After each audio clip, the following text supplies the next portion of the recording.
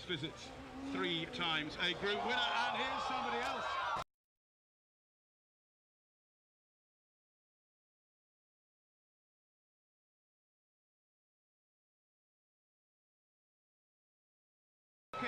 To have been one of the front runners in the...